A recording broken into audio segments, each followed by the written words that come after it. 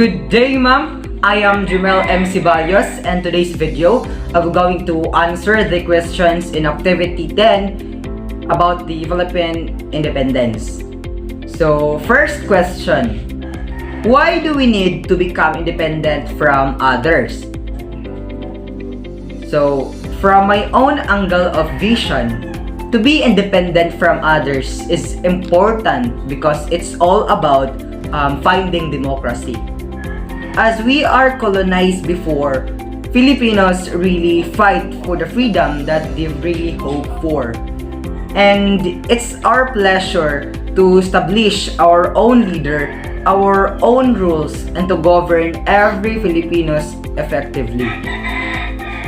The colonizers governed the Philippines before has no equal rights given. They enslave every individuals to obey what their commands and rules. That is why Filipinos are reunited and revolutionized to fight for the democracy. And that is what we need to think for, the importance of independence. And we really need to be independent from others. That's all. Thank you. So, next question. Gaining Philippine independence is no easy feat. What do you think are the reasons why it becomes so hard for the people working on it? So, the Philippine independence or the Philippine situation from the hands of its colonizers is no secret to us.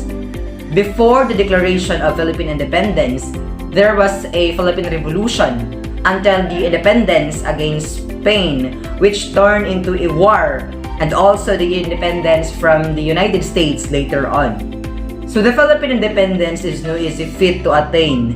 Many of our heroes were killed during the revolution, and they made various sacrifices to free our country from the abuses of the colonizers. And I think it's so hard for them to fight for because they don't have enough military equipment to keep with the war, as well as lack of people to join the revolution.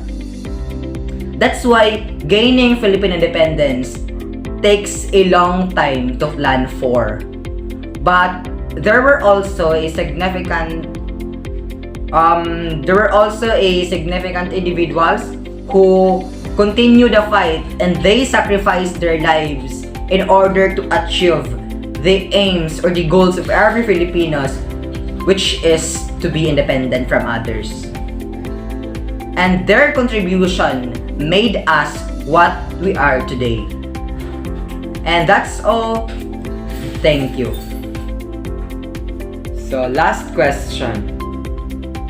Are we truly independent in today's time? In declaring independent, will everything ends in there? Yes or no? Why or why not?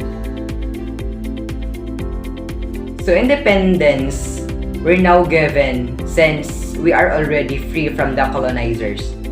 In today's time, freedom, one can only imagine what our ancestors endured to secure all what we enjoy today. In declaring independence, everything was not only ends there, because independence will always be remembered as stories are passed on from generation to generation. It is a very clear reminder of what we as a people need to build on with all our resources in order to contribute to the growth of society. We are facing a critical times, and the enemy is far from what we have ever expected.